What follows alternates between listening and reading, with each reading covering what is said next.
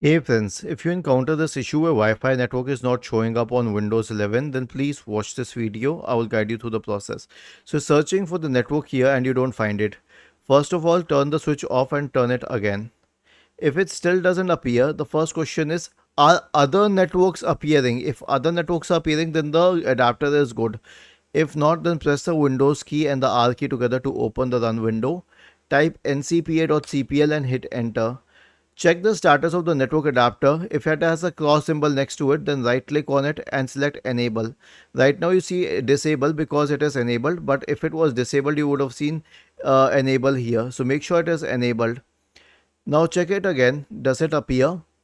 And if it does not appear, then at least do other networks appear? Okay. Now in case other networks are showing and your network is not showing, check your network on your phone or any other device. Maybe it's an issue with the router.